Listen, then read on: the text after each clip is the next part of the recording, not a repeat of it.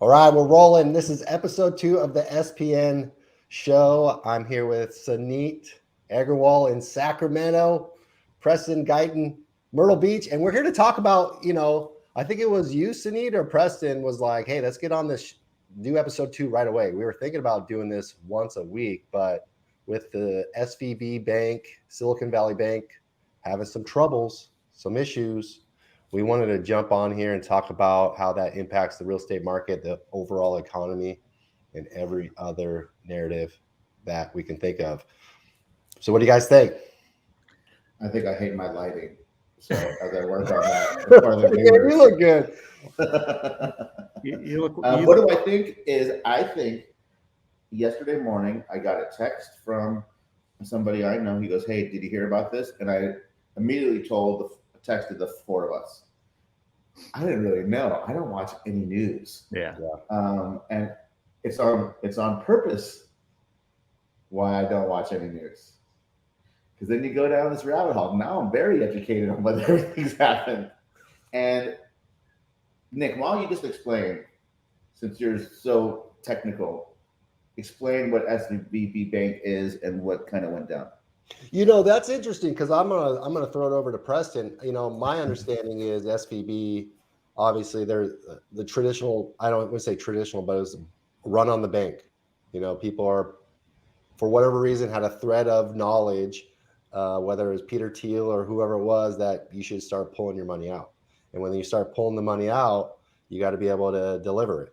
And a lot of the money in SVB, Silicon Valley Bank, it's not insured. I think it was something like 80-90% of the money is beyond $250,000 FDIC. So they got to be able to, a lot of people might be holding the bag or not be able to get their money. Preston, what's your understanding of it? Yeah, I mean, from my understanding is they were trying to raise money, right? So they were trying to raise money and they weren't able to raise the money. And that's when people started freaking out and started pulling money out. Like, they're trying to raise money and they just couldn't do it. Like, it's not 2 years ago where you could raise money like you could. And a majority of the companies they back are startup tech companies, and startup tech companies aren't making money. So, they're bleeding money and they're going back to banks and I'm sure they have a lot of non-performing loans now. And, there's people in there, small or bigger, that their money's locked up and they're shut down Friday afternoon. So like the guy that has, uses the bank that's got to pay payroll on Friday wasn't able to pay payroll on Friday.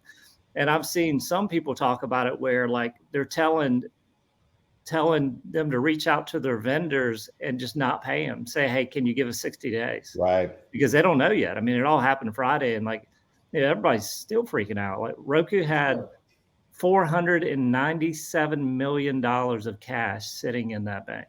So they had 25% of their cash sitting in that bank.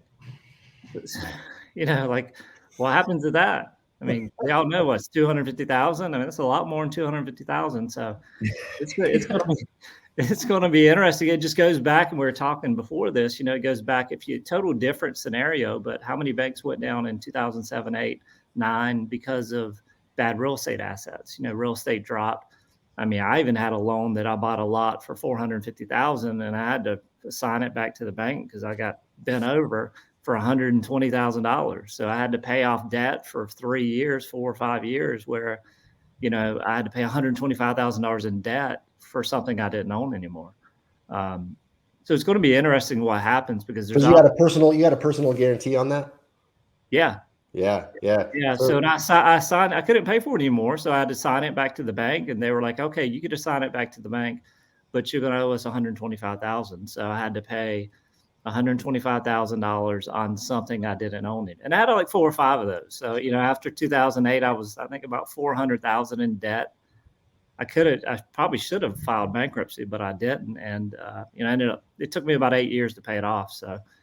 Different scenario, but the same, you look at like, okay, is this the start of something? Because how many tech, if you're in the world and follow like the stock market and you pay attention to like, you don't see many tech companies that have good earnings reports.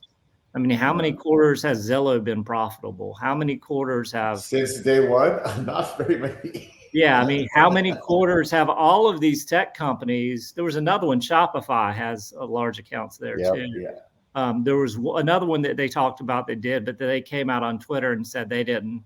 Is it Gusto or Gusto? Gusto, yeah, where I do my Yeah. payroll. Well, Yeah. they said they didn't have majority of their accounts there. So the payroll servicing, I guess wasn't going through there. There's a lot I of got different that things to think about there, Preston. One thing I think about is there's a book called The Diary of a Depression, and I have to look up the author, Diary of the Depression, where this financial advisor documented the depression every single day in his journal. So it's a real account. So there's no hindsight bias on the depression. So there's a book, The Diary of a Depression, where this financial advisor literally it's just journal entries for like a 10-year period. And he's a financial advisor, stockbroker. And it's a real account of the Great Depression. I think it's really fascinating because, there's no hindsight bias involved in this book. And what's interesting is most people didn't own stocks in America during the Great Depression. But psychologically, it affected the way they behaved. And so when I think about this SVB thing, it's like most people don't have, who cares? Gusto, Roku, whoever, like they have money, big deal. But psychologically, it maybe causes what I'm concerned with, it causes a little doubt or fear. I think you're right. I mean, I think the big thing is, I think it's fear with banks, right? Like, oh shit, what happens if my bank shuts down? So maybe they all start buying more real estate. Yeah, it's real. It's real. I was talking that's what I'm saying. You look at it like, so we're talking about the big companies that had money in there, but how about the small companies or the small individuals or the individuals that had, a lot of cash in there above 250,000, whether it's a business or whatever. So the headlines are always in the big ones, but how about all the ones in between there? So it's going to be interesting next week to see, how, because they were like they were the main, one of the main banks that funded a lot of these tech companies. So it's going to be interesting. Well, when you got interest rates, you can get I use Vanguard. I don't know what you guys do. I have some money in Vanguard money market. My money market tied to the Treasury bond. It's 5%, 6%. Yeah. So you're going to see a lot of people running for that. Something John shared, was interesting was Warren Buffett. They own 0.5% of all Treasury. You see that? Yeah, it's crazy. It's crazy. It's paying 5% though. Like, it's, I mean, with inflation, it's, you're still not gaining a whole lot, but it's interesting. So our texts were blowing up last night. Before I met you guys, I'd have like one text a day. Now I get one text a second. I got like, I don't look at my phone for an hour. It's like 38 text messages between you, John, and Suneet. But I don't think Suneet sleeps. Suneet doesn't sleep. And then again, I don't sleep either. So I'm texting. You don't sleep either. Yeah, what the hell am I talking about? Because we text early in Myrtle Beach time. Yes. So what's the deal with Realtor? What's the deal with Realtor? You said something about Op City, or they're using. Oh, yes. I'm glad you brought that up. So they Realtor.com. So we don't buy any leads through Palms. We get Op City leads and sending referral checks to Op City. We got an email saying that no longer send the referral checks to that bank. They're sending the details on what bank to send it to on Monday. So who knows how much money they have. I mean, if all the referral checks for Op City were going into SVB. Yeah, it's like a lot of people are working overtime this weekend. Yeah. To fix it. Maybe not getting paid. I mean, we're working overtime on a podcast that we didn't even plan to do. That we're like, okay, how can we put this out by like midnight tonight? So it's relative news. I mean, this will be a great first episode, although it's episode 2. Yeah, this episode 2. And, we're old enough to remember the last time there was some bank failures.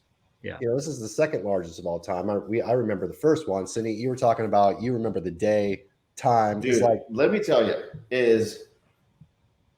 I had a sick mortgage office. Sick. huge, had plasmas on the wall in 2007, boy. Like, you don't know about plasmas in 2007. Those things are sweet. $10,000.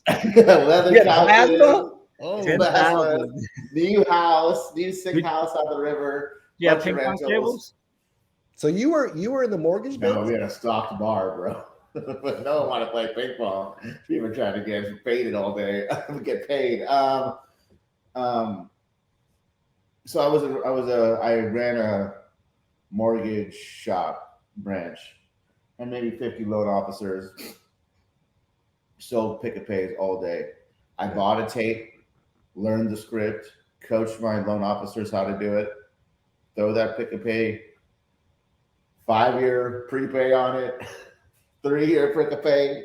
Sell those for 5.7% back or something. It was crazy. So we sold the hell out of those. And I remember, like, my boss who got me into real estate then later on, one of my good old friends, Tom, he always watched CNBC. He had a plasma in his office too, a little nicer than mine, but he had a plasma. And he watched CNBC all day, and he's like, Suneet, dude, this. And I was like, yeah, sure, let's just keep going. Like, we're getting paid. And then I remember sitting there, and I had a huge pipeline of loans at America's Brokers Conduit, which was, I think, owned by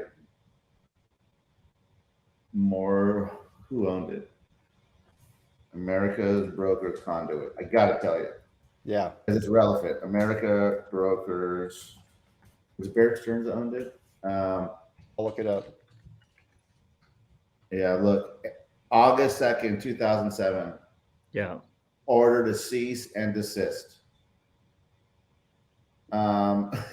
God, it's giving me a flashback looking at it. Yeah. I mean, it's like the back then, that was like the wild, wild west. I mean, you make so much money on the front end, you make so much money in the back end. I remember walking into a buddy of mine. He had a mortgage office. I was looking on his whiteboard. He had a bunch of closings up there, and he had one that was like 670,000, and he had 72,000 beside him. I'm like, what the hell is that? And he goes, oh, that's what we're going to make on that loan. I'm like, yeah, what's that even possible? You're making $72,000 on one loan? But like, so I remember sitting there, and I had a huge pipeline there, and the phone isn't, and they aren't answering. Well, that's weird. Start blowing them up. Start emailing everybody. Cell phone of the branch manager. Cell phone of the rep. Ain't nobody answering. Consumers are calling. Fucking agents are calling. And then the next day, okay, so we get all the loans back. Here's another bank that does all the same deals. Give them all those deals. 2 days go by, they aren't answering. Get all the deals, resubmit them until it was just gone. Until it was just nothing. And like, so I had a biggest pipeline of my life. Isn't that how it always is? Yeah. Biggest pipeline of my life go poof. And then it started happening more and more often. Yeah. And eventually, like, I foreclosed on $2.5 million worth of real estate.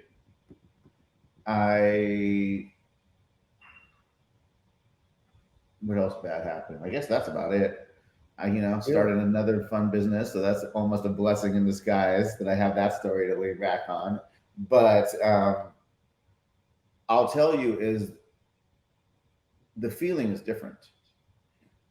That was directly related to our industry. Yeah, it's crazy too. Like, if you think about it, I mean, I don't know. I heard it a lot, like 18 months ago, from a lot of people on social media. I always saw, like, cash is trash. Cash is trash. Buy crypto, buy this, buy that. Cash ain't trash. No, I like having all my money. Yeah, that's what I'm saying. But that was going around, like, pushing everybody to put their cash into things that super risky, and it's going to be interesting over the next 6 months. I mean, the second half of this year, it's all, everybody's kind of, I think, been waiting for what is the next shoe to drop. What's the next thing that's going to happen? And it's kind of been, because the market isn't terrible. It's actually decent here, but it's like, everybody's uneasy. I mean, even on the Monday night calls, some of those I'm on, a lot of the brokers across the country are like, they're just very stressed out. So I don't know if this is the next shoe to drop, but it's going to be interesting to see what happens over the Well, coming. how does this directly relate to the real estate space? Number one, I do payroll for all my companies with Gusto. It wasn't affected. I process my agents' monthly payments using Stripe plugged into Suite Assist. Hasn't been affected. I always have money flowing through both of those, and my payroll, unfortunately, is really big. So if I got screwed on that, I'd be pissed off. Realtor.com, which we talked about, are changing how they take the referral fees. Has anything else touched us yet? Like what? I mean, it's really, I think it's just the mindset. Like, what's the mind? When all this news comes out and you see the people, like we're seeing all these big names. Like, what does it change the mindset of people across the country if all of a sudden they see the small shops shut down because of this or whatever? Consumers? Yeah, I think it's confidence. Yeah, it's just and confidence in banks. I mean, this was the blue ribbon bank when you look at like backing tech companies. Well, it's interesting to think about the confidence of this because I'm in the middle of Washington State, and I know people are going to be talking about it. And really? Because they're talking about it, it's just affecting them. But I think you make a good point, Preston, about maybe they buy real estate, something more real than tech and the upside. I think. Yeah, I mean, y'all will definitely be affected a lot more than me. I'm in the Southeast. Most of them don't even know who SVB is. Dude, I'm in California. Yeah. Away. No, I said y'all were going to be the ones affected. I know. Oh, I heard you. Yeah, I'm more worried about me than you too, bro. Come on. You can always move out east. I mean, I really like Myrtle Beach. Being in the sales, we run sales organizations, and the sales people have to stay calm and have some emotional control here and IQ, and they can't get caught up in that stress, and that's sort of directly related to it. Suneet talked about he doesn't watch the news. I kind of, I got into real estate in 2008, and I remember my broker owner, he was watching the news every day. And I just saw his sales, and I saw his attitude, and I saw his performance just suffer. Yes. I mean, it just got worse and worse and worse. And I made a decision not to check the news for the next 5 years. So from 2008 to 2013, I didn't look at the news one time. Yeah. And I was delusional. I was, my business was building. So I felt great. So I was getting dopamine. I was feeling great. People would ask me how the market's doing. I'm like, better than ever, like really? Because every other agent in town is telling me it's pretty bad. You created your own input, dude. Then you look at it like this, right? Like, how big is this really? Is it that big at all? But at the end of the day, a lot of times you could just focus on yourself and your market and just pay attention to that. I mean, because there was people that did really good through 7, 8, 9, 10. They obviously had to adapt and change. Short sales were massive. I have a good friend of mine who's, I think he sold 50 million last year, one agent, one assistant. And and he focused on short sales after that. And then he switched back to, he struggled, but he still made good money. It's like, you have the ability to make your own market in whatever market we're in. And that's really, for agents, I don't know if they should get too caught up in this. You know what I mean? And for real estate agents, we run multiple businesses, everyone on this call. It's like, but in the real estate space, real estate sales, as an agent, you don't need to be able to explain to your people why this happened. It's I don't think the average consumer, the average consumer is not going to talk about it. Yeah, no. And I see this huge mistake where agents try to explain the macroeconomics, and then spin it like in favor of buying real estate, and it's like you look phony. I mean, I didn't watch the news, and people were like, "How's the market?" I was like, "I have no idea how the market is, but I can tell you what I'm doing." Yeah, I can tell you with crystal clear clarity what I'm doing. I can't tell you about. WAMU, because WAMU. Can't tell you about that. Yeah, it was just bound to happen. Like, I mean, you look at tech stocks over the last 16, 18 months, I haven't.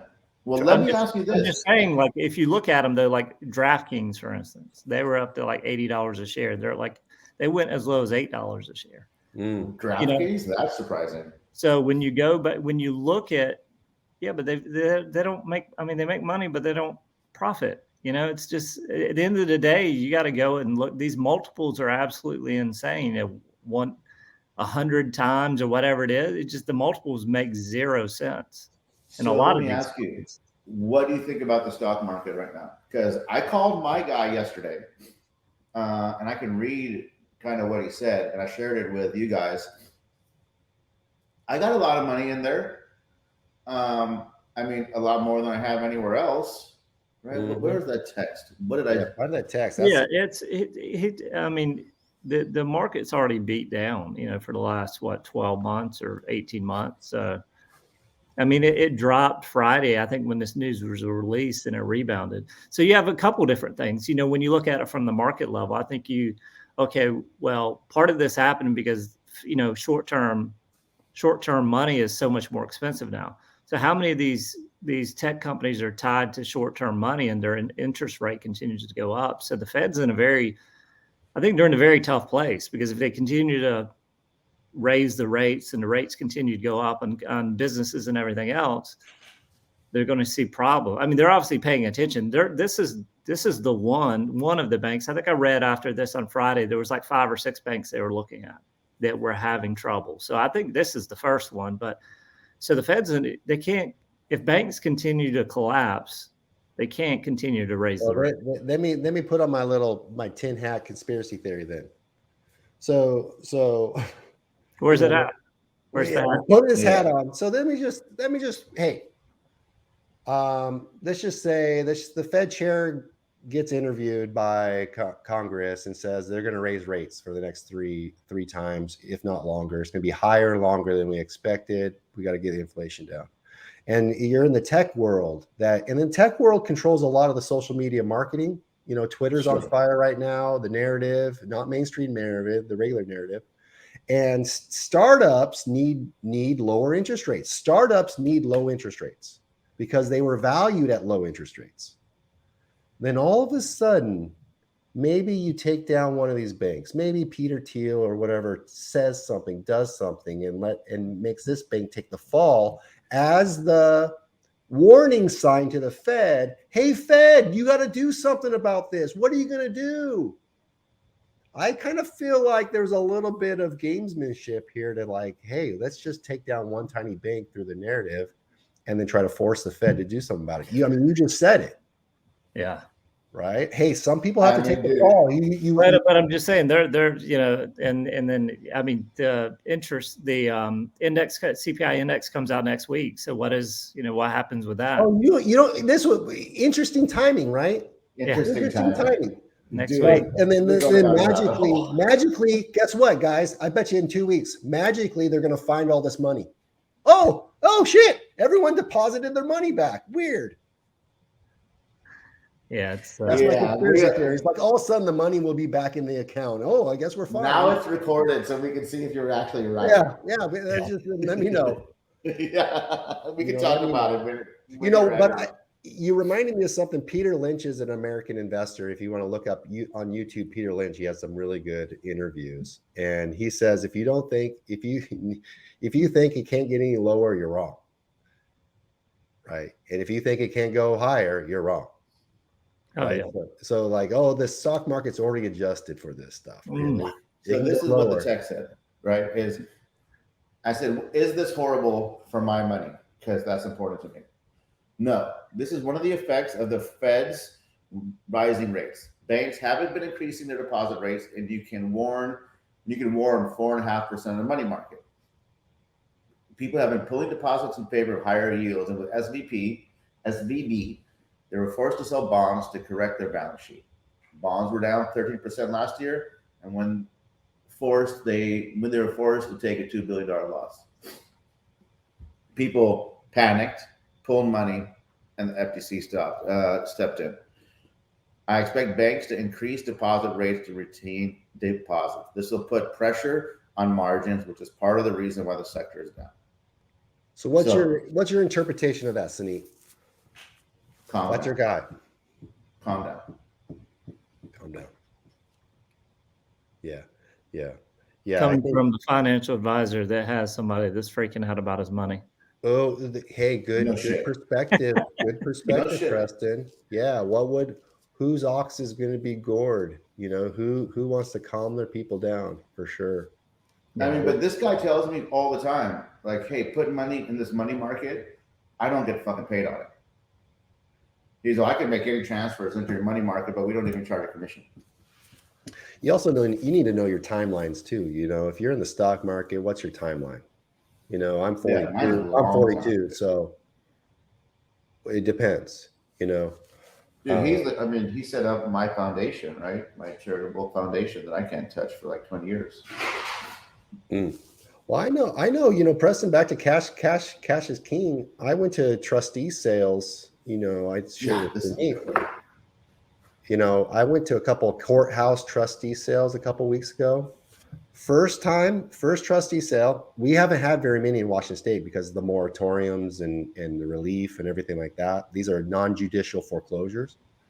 I show up. I'm the only one there. Talk about confidence in fixing and flipping. I'm the only one there. I bid $1 over the minimum balance, and it was instant equity. And I want to share how much, but it was a lot of instant equity, tons. Next week, I show up. Another property goes on the auction block, and there were 8 people there. It was at 9 o'clock. But it got delayed till 10, and people were like, I don't even have the patience to wait. So I'm out.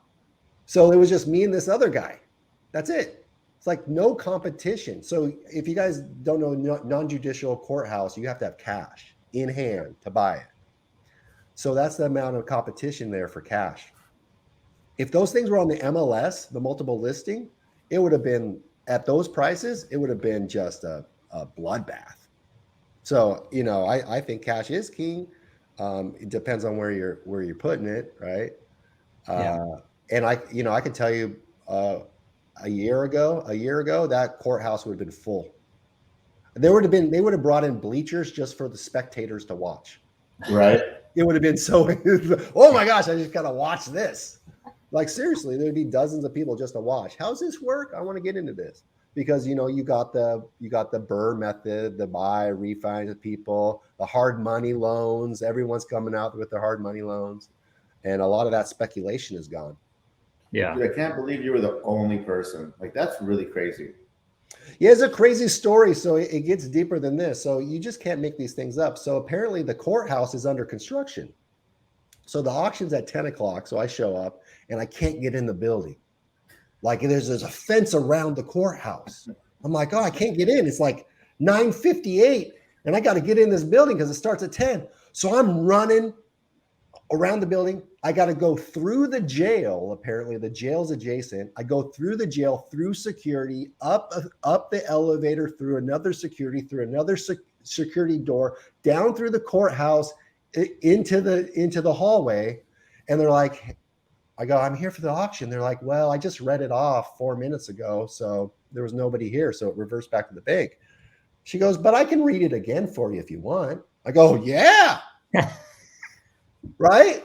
So she reads it off. I go $1 over. I win it.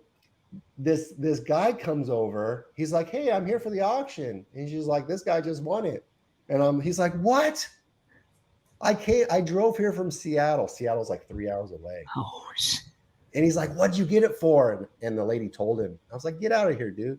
And he's like, oh, I would have paid way more than that. I'm like, well, sorry, you couldn't. He goes, I couldn't get in the building. So sorry. Good, dude. You deserve that house was meant for you. Kismet, bro. I love that story. just go to I want you to make money. Yeah. Just go to the auction every week and block off the door. I was like, you know, it's funny. You think a free market is like, you know, buyers and sellers and it's rational. And then the reason why you get a good deal is because you couldn't have made that up. County courthouse is under construction. You got to go through the jail. The guy from Seattle was in his 70s and walks really slow, you know? Yeah. Right. So Yeah. with have y'all seen the charts on the credit card debt right now? No. Oh, look at consumer credit card debt right now. It is. My guess is it's higher than ever. Yes, and it started. Just Google it and look at that chart. I think it started like June 2021 was when it started to like take off, or maybe even a little bit before that. But if you look at the consumer credit card debt chart, it is absolutely insane. I think it might be higher than it's ever been. Oh yeah, I mean January 2023, I'm looking at 943 billion in credit card balances, well above pre-pandemic levels. This is CNBC reporting this. Yeah, it's spiking, and it doesn't look like it's reversing its trend either. No, it's getting worse. So I always follow the lines. So where's the opportunity? You see something like this happen, where's the opportunity? To make the podcast. Yeah. Yeah, it's hard to make content around it. Yeah, for sure. Content. I mean, yeah, Suneet's always thinking marketing. No, for sure, and he's right. If you want, if we want eyeballs and everything else, I mean, that's look at these things that people are going to have questions on. Whether it's AI or banks failing or speaking of AI. Speaking of AI. Oh gosh, here we go. Have we talked since we did the webinar the other day? Have we done a podcast?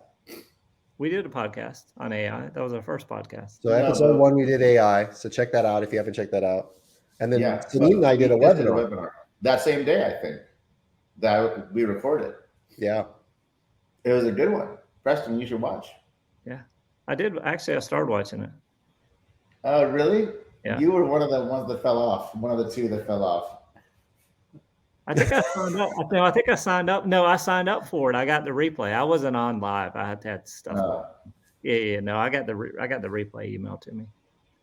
What do people, the people at SVB, that it appears they're startups and corporations that didn't make payroll, right? So those companies are just entities, right? If they fail, they fail. But then you got employees that need the paychecks, right? So it does affect the average. I think the person that gets hurt the most when stuff like this happens is the person that needs the paycheck, not the person that can't make the payroll. So you hear a lot about I got to be able to make my payroll, and as a business owner, I can feel that pressure. That's some anxiety, some pressure, right? Yeah.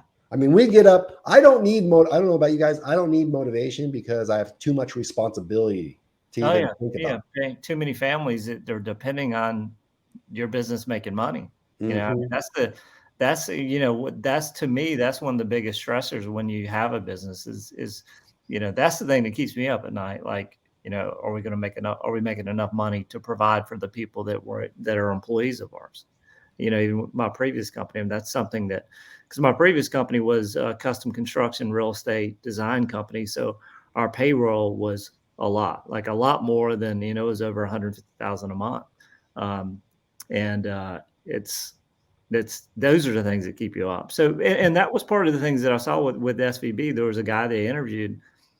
He was trying to figure out how he's going to make payroll, and it wasn't, it was like $20,000. So that's a smaller company. Their payroll is probably twice a month. Yeah, 4 or 5 employees, and trying to figure out how he's going to make payroll. And that's when then some of them on there were saying, hey, well, you guys, these companies, you should not pay your vendors and just try to get 60 days with them. So stop sending vendor payments. I'm like, oh gosh, what's going to happen there? All of a sudden these vendors, which are probably small businesses as well, aren't getting paid. And, as a business owner, I didn't see that interview, but I think about the psychology of it. And it's like he or she's thinking, how am I going to make payroll? But they're also thinking about, how do I explain this to my employee that's not going to get their paycheck? Yeah, that's the worst part. I mean, What's the script for that one, guys? Right? Dude, I mean, I've had it happen where it was before payday and I wasn't ever able to make payroll to those people. everybody understood, and everybody but one person, and he took us to labor court, and I still couldn't afford to pay it, and I don't ever know what happened with it. Obviously, it wasn't that big of a deal. Was this I really helped that guy out, so, and I remember his name. I'm not going to say it, but right? then I found out he stole some shit from me, anyways. Did you take him to court? I didn't have any money still. There's a lot of people I wanted to take to court in those days. Yeah, and as a business owner, it makes you. I think it's a wake up call for people out there. And I know it's tight, and you don't want to cut expenses necessarily, but having a margin of safety, in your bank account where you can make payroll for 2 payrolls, 3 payrolls, 4 payrolls, 6 months of payroll, having that runway as a business owner. I know when I have that little cushion in the bank account for some runway, I'm willing to take risks on opportunities that my competitor can't. Yeah. I mean, I was doing that this morning. I always look at that. Like, any business owner should. I was looking at my P&L for the year so far, and I'm like, okay, we're doing well, but I'm like, I want to put away as much cash as possible. So I was going through, looking at things we could cut for April month, just because, February is our best month ever, and we're on pace to do about the same so far in March. But yeah, I know you're having a big month, bro. Yeah, we saw it. No, but my point is, like, instead of going out there and saying, okay, what can I buy? I'm looking at it and seeing where I could decrease expenses, because I want to put away as much cash as possible over the next 6, 8, 12 months, whatever it is. That's so interesting. I'm not worried about putting away any cash. I got my war chest. I'm going hard at the market. So you already have a war chest, though. You got your I'm talking about Palms Realty. Now, the other stuff, Easy Home Search, I keep spending money on that every single month. But not everyone, we have multiple revenue sources, multiple businesses, ancillaries. Yeah. I mean, it's different. It's different. Absolutely. But just to get into marketing for 10 seconds, but if you don't have a war chest to spend a double down while people retreat, just get consistent with your organic.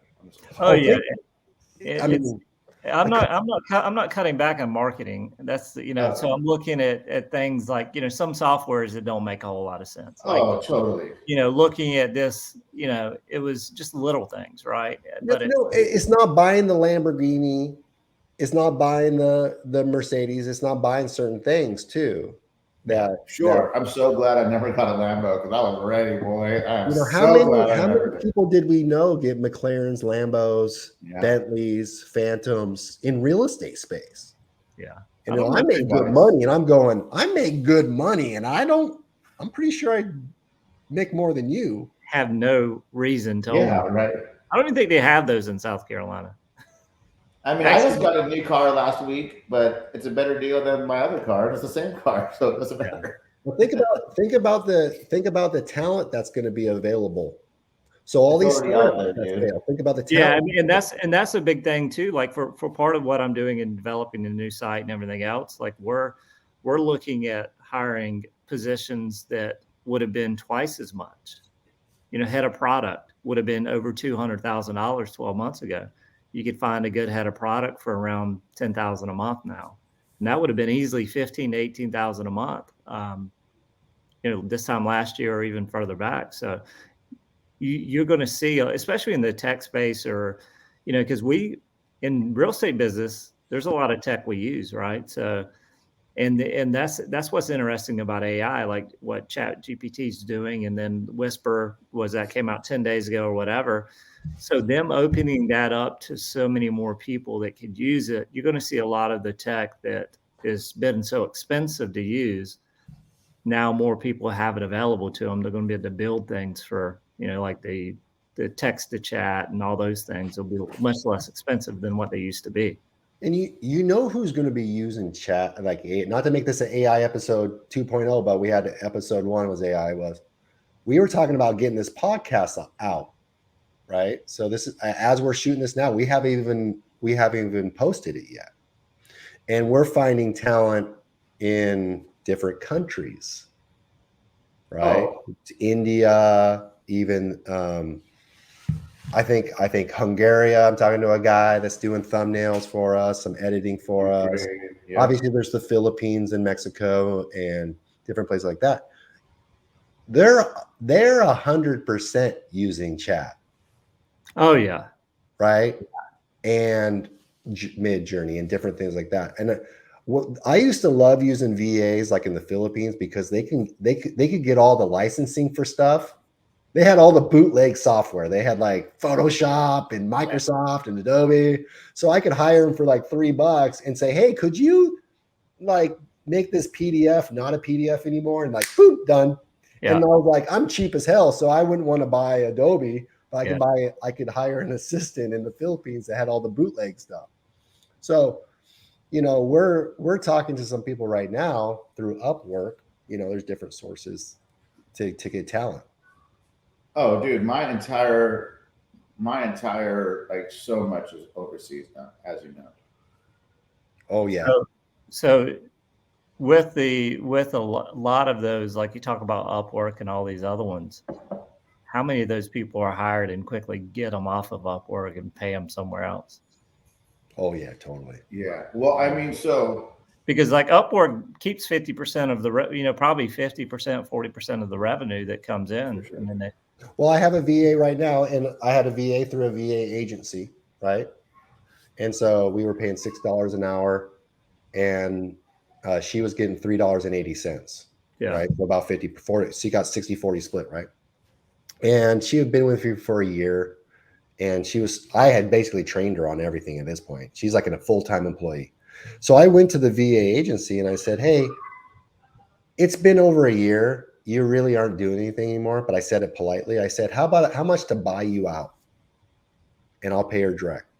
So I just, instead of just going behind the scenes, I just said, how much? $500, bought her out of the contract. Yeah. You know, and I'll make that. And so I gave her a raise, 25 cents, which is a lot of money. Like a big raise. There's like maybe 40, 50 cents. And it's a win-win. Yeah. I mean, the podcast, the other podcast I do, the Process podcast, we have a VA that handles the video for it. We have a VA that does the blog content based on the content in the podcast and thumbnails and all that stuff. And we send it to them, say on a midday on Wednesday. They have everything done by 4 p.m., 5 p.m. The blog done, the video editing done, everything done. And it's like in 4 hours, you know, so you look at the money, right? Say they're $6 an hour on average, $120 between 4 of them. And they did all that. What would that cost in the US? No, dude. Well, for one, you wouldn't have it the same day. You would have it maybe next week, but you're talking $1,000. I mean, it is so hard to do content and build content and do all these things without leverage all this, dude. Yeah. Mm-hmm. Well, yeah, not only that, you got to hire them, you got to do the paperwork, you got to bring them on payroll, you got to pay labor and industries, withholding taxes, federal taxes, state taxes, all this stuff, you know, sick leave, and outsource. You don't have to do any of that. Yeah. That could, before we go down that rabbit hole, that'll be a good podcast. That's a great podcast because people need to understand that. I consult for a VA company and have a service that I sell, right? So 2 services now. Yeah, don't be trying to do a little podcast. Yeah, check the show notes. Is one virtual. I gotta look at the name, but I'm on the website.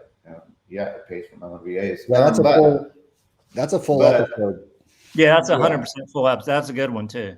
All right. Well, let's wrap this one up talking about SVB Bank, talking about AI, and talking about a little taste of virtual assistants. Yeah, what's coming? So, Suneet, what you doing the rest of the day? So I want to take my kids to a movie too. What are you going to go see? Ant-Man and something. I tried with my 3-year-old isn't into it. So. Yeah. No, so there's not many options in the movie theater for kids right now. So, but my kid, my son, 9-year-old and 12. So they're the age. I got my miles in this morning. Good to go. I saw that you did 5 miles every day since whatever you said, you're doing your version of 75. Well, this morning I did 4.5. So 5K. Yeah, I do 5K a day. So I at least do 3.1 miles. How But long I did that run take? An too. hour? Huh? Did that take an hour? No, 28 minutes, 27, 28 minutes. Okay. Oh, dang, you're fast. You got those. Yeah, you're running. Whoa. Yeah. No, I need to lose. I'm heavy. Like I'm about 210. Yeah, you know, if you want to go fast, you lose weight. It's pretty Yeah, simple. I that's- ride yeah. bikes. It's all about weight.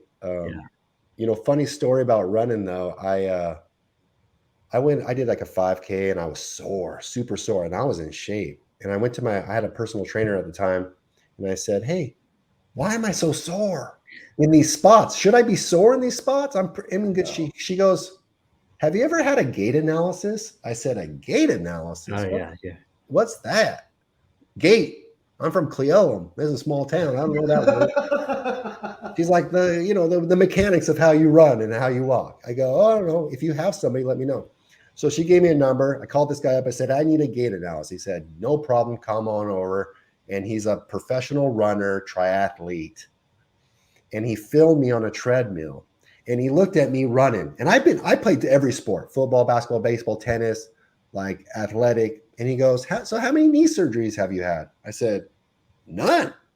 He goes, "Really? Because the way you run, you probably should have like a ton of them." Wow.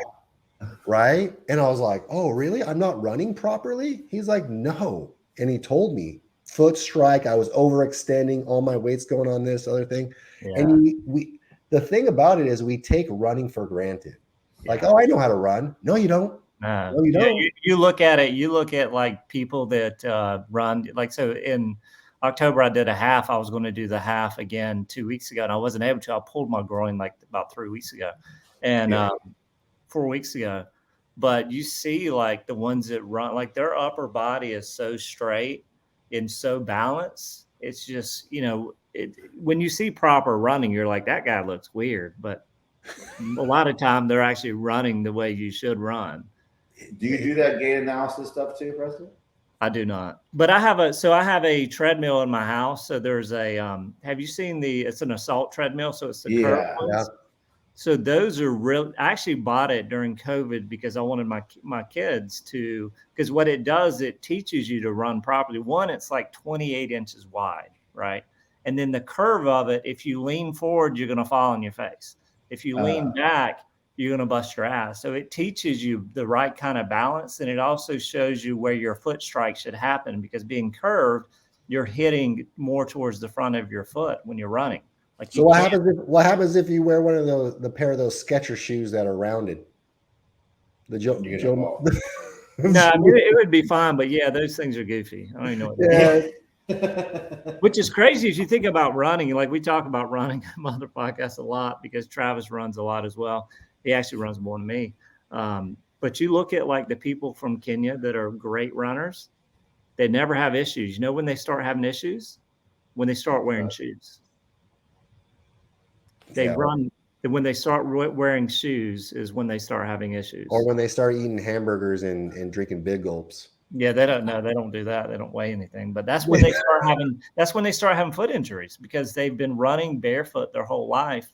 And the thing with like people are like, why are people from Kenya such good runners? They're running at such a high altitude as well. So they're running at like 6,000, 7,000 feet. That's legit. You think you know how things work, and there's all levels. There's levels, man. Basic is sometimes the best, isn't it? Yeah, dude. It's we're not experts on running, but we're pretty good at business. I definitely don't run at all, but yes, I'm not going to. You mountain bike up top, and then you need to. What are you? You should be a swimmer. You look like a swimmer. Yeah. Backstroke. I hit 6 workouts this week, so I'm good. I'm taking the day off.